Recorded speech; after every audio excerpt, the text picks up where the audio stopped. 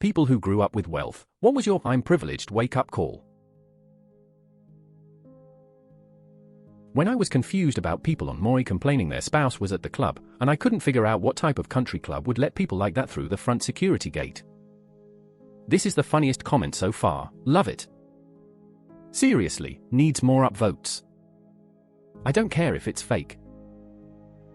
At this point I already knew I was very well off, but after I had gotten laid off for the first time a few years ago I took a break for about a month before diving into a job search. I was at the self-checkout at the grocery store next to a woman paying with food stamps.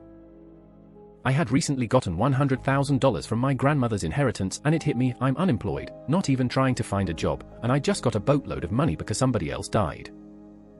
And she's the one people think is the freeloader. The world would be a better place to live if all of us had this sort of self-awareness. It's not even self-awareness that's needed. Just basic empathy. This is very poignant. My parents are wealthy, but I grew up in a place where many of my peers' parents were super-duper crazy wealthy, so I had a really skewed understanding of wealth. It was really eye-opening for me when I went to college. I didn't have to take out student loans, my parents were able to just pay for it, but I had friends who even with financial aid had to work their butts off year-round to cover the cost of school. I realized pretty quickly just how privileged I was and that I did in fact grow up with wealth. I went to a college where most of everyone had their parents pay for school.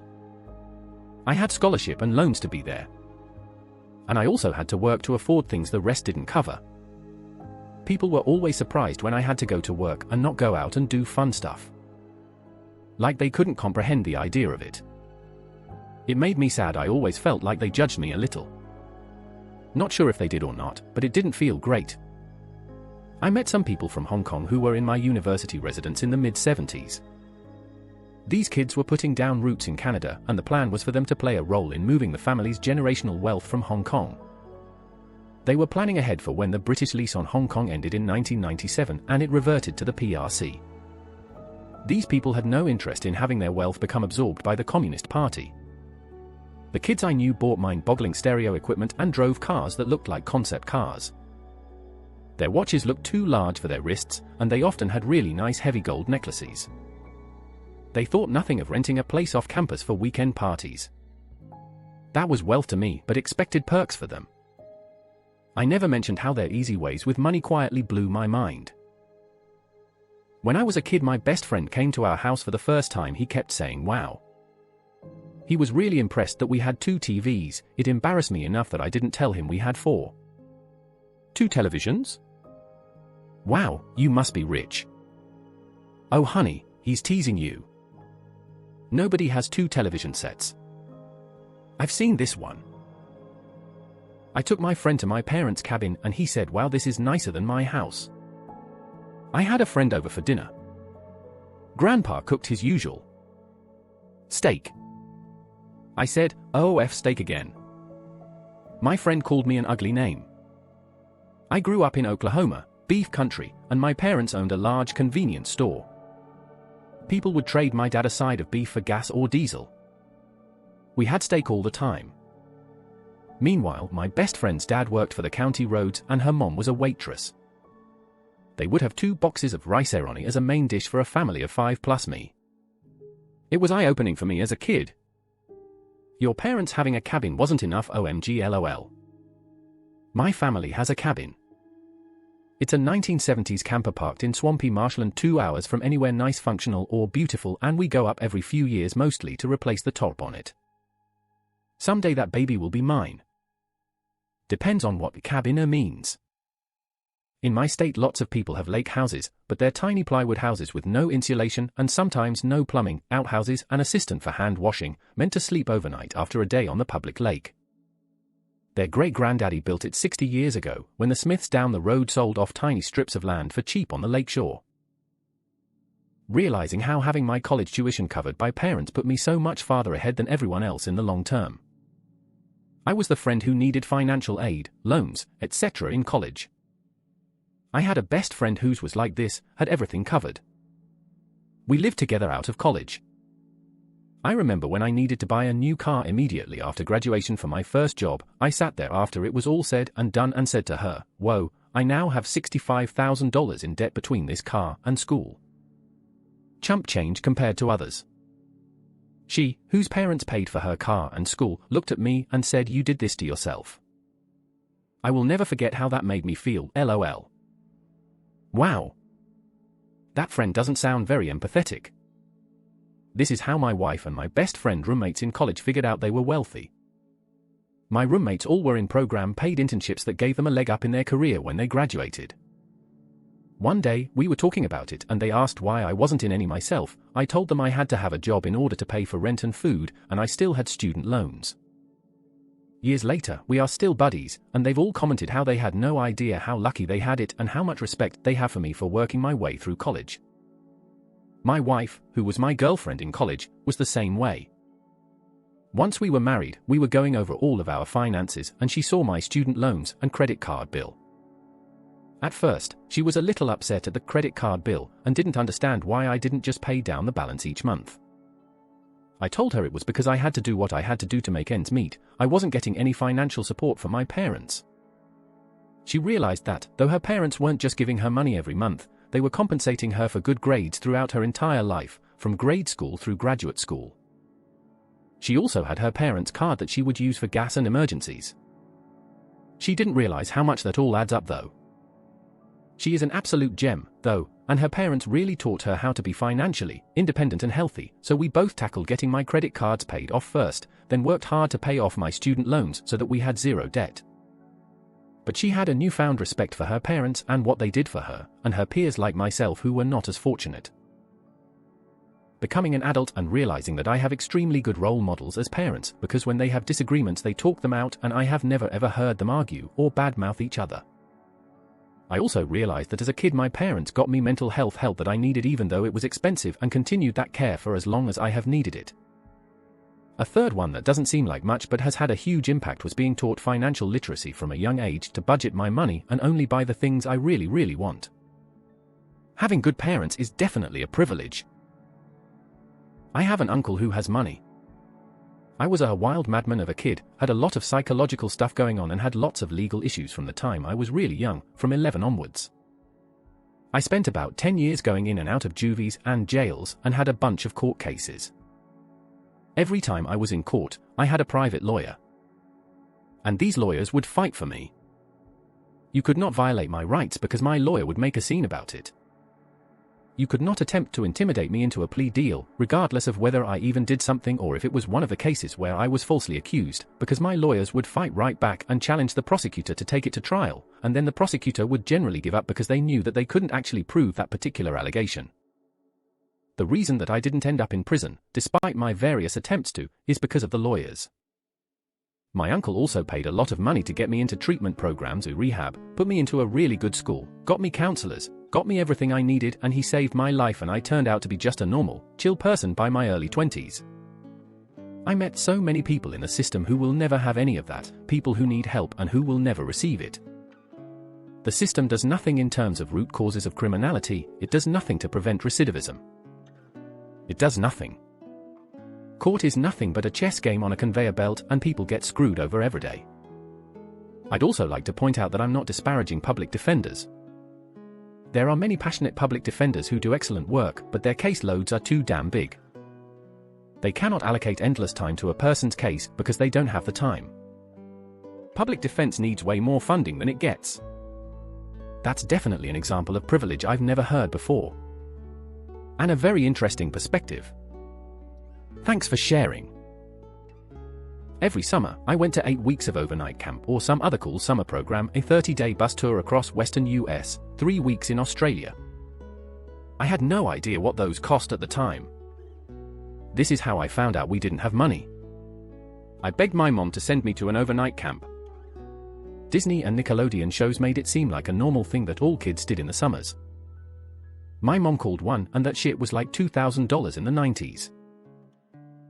I was gonna say I realized how privileged I was when I spent a summer with my great-grandmother in a small village in rural Hungary, no indoor running water, the only phone was at the church, and everyone came out to touch the rental car we drove there in. This was in the late 1980s. But after reading some of the comments on here, I feel poor again, lol. I don't really come from wealth, just solidly upper middle class, but as part of my job I do home visits and have many clients who are poor. When I first started my career in my 20s, I was shocked to discover there were people in the US who lived in homes with no indoor plumbing or electricity, with dirt floors, or had outdoor kitchens, not like a barbecue setup, like there was no kitchen inside where they lived, so they had to cook on an oil drum outside. I had no idea. A guy I used to work with, and who was younger than me, grew up in Alaska in a town near the Klondike where the only building in town with indoor plumbing was the school. He didn't have electricity in his house. I'm 43. And this was 12 years ago that I worked with him. This guy was an IT expert. And he was good at his job. I can't imagine how talented he would have been if he'd been raised with power and network to his house from the time he was young. Semi-related, my mom was a principal in a low-income area. She had a student who only used to come to school every other day. She was getting ready to discipline him for excessive absences and called him in to find out what was going on. Turned out, he and his brother had to share one set of clothes and they took turns going to school. This was probably 40 years ago, but I think about that a lot, and how many other kids have had to do something similar. I did not grow up wealthy. We were a single-income household and my dad made like $30K most of my childhood, 1990s. That's decent in the 90s, but there were several of us kids. However, my grandparents are very wealthy. My dad worked for them. But they just didn't pay him well. I work in finance, and I've seen their old pay stubs, so I know. My grandfather was just an old fart anyways. Good man, but old-fashioned and wouldn't pay for shit. Anyways, it dawned on me how wealthy my family was when I started looking for a real job about 15 years ago. I had worked multiple jobs because my parents were like, if you want a phone and car, etc., you are on your own. I was talking to my pops about getting my finance degree. A week later, one of the wealthiest men in the area that owned several businesses called me. He's like, your pop said you're studying finance. We're hiring in XX company. Send your resume to my secretary. Then my pops called and said, hey, I heard you got a job at XX. I hadn't even sent the resume. I didn't know my pops knew him. After that, I thought about many little occurrences over my life. Although I was never given money directly from my parents or grandparents, they opened doors for me. I talked to my dad about it a couple years ago. He said, I've recently inherited more money than I'll ever need. Your pops always told me to live life like I'll never inherit a penny, and I encourage you to act the same. Many folks are given money and have no skills to manage it. We wanted to give you the skills in case you are given money. I personally was not wealthy, but I have definitely been privileged. Sounds like you are in line to become very wealthy. My parents loved to travel. By the time I was 16, I had been to every continent aside from Antarctica. I didn't realize that this was privileged behavior until I went to uni, and most of the guys I met had never left the country. In fact, I grew up thinking I was less privileged because everyone at my school was just obscenely rich. Like all their stuff was high-end designer stuff while I was in Converse. Good on your parents for giving you great experiences vs crazy designer clothing. Answering for my privileged 14-year-old daughter, we are most definitely not wealthy, just okay day to day when she arrogantly corrected a friend that Spotify doesn't have ads. In 9th grade I, unhappily, attended a fancy private school. When we'd go on a field trip through the most expensive old money neighborhood in town, everyone on the fancy school branded buses would point out at every third house, oh there's my house, and there's yours, that one's John's, etc. At the time, I lived in another plenty nice if less expensive and exclusive neighborhood and found the whole thing eye-roll worthy. In 10th grade my parents let me transfer to a local public art school where overall I was much happier. One day, we were riding a rusty yellow city school bus on a field trip through that very same fancy old money neighborhood, and 90% of the kids on that bus rushed to the windows, gasping and pointing at the houses. Oh my god guys, look at that house. And that one. Whoa, these are houses. Etc. The different 6 months and a new school make. It was wild. Really stuck with me in my brain. I feel more broke than ever reading this thread. Who let me do this? LOL. We wanted to try the new rail transit system. Our friend's driver dropped us off at one station so we could get tickets and ride the train. When we got to the next station, we got off and proceeded to find our friend's driver, who was waiting there to pick us up and take us home. I've had many, but a particularly memorable one was when a guy at work I'd been flirting with, older than me, I was 19 and he was around 25, so in my naive mind it was plausible that he was set up despite the fact that we both worked shitty retail jobs, told me he'd signed a lease on a new apartment. "How many bedrooms?" I asked conversationally. He laughed and said, 5, it's a penthouse suite. Wow, I thought, he's doing pretty well for himself. A couple weeks later, he brought me back to his new apartment, which was in fact a 300 square foot studio. At this point it occurred to me that he'd thought I was making a joke when I asked how many bedrooms his new apartment had.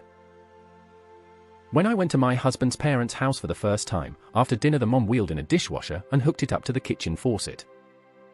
I'd never seen nor heard of this type of dishwasher. When I met my wife, we were in high school. We were both involved in marching band and the band takes a trip out of state every 2 years. My senior year the trip was to Washington, D.C. Even though it was a school-sponsored trip, you still had to pay a fee to go. The fee was $1,200.